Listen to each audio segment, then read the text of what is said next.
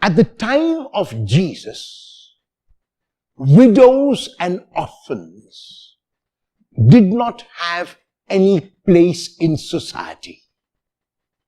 If the widow had a son, the son would possibly look after her.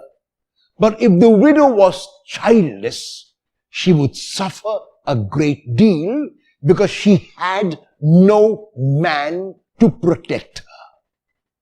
In the gospel text of today, Jesus tells us a parable of a widow.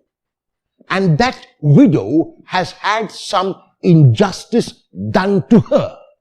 And she goes to a judge for justice.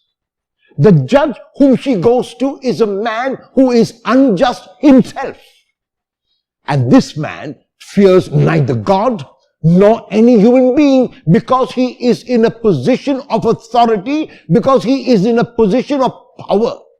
And he ignores the woman her pleas. The woman, even though she is a widow, will not give up. She perseveres, she persists, she keeps on keeping on. She goes to the judge today. She goes to the judge the next day. She goes to the judge the day after and keeps on going on and on. And this judge, who fears neither God nor regards any human being, says to himself, if I do not give her justice, she will wear me out. So it is his selfishness. It is his concern for his well-being which makes him give the woman justice. However, from the woman's point of view, from the widow's point of view, what is important is her perseverance, her persistence, her never saying die, her never giving up, her never giving in. It would have been easy for her to give up after 3 or 4 times when the judge did not listen to her and say to herself that it was her lot to suffer injustice. But the woman does not do that. The woman will keep on badgering the judge, going to him again and again until the judge relents and gives her justice. The example Jesus gives is about our then relation with God. There are times in our lives when we ask God for what we want and we do not receive an answer.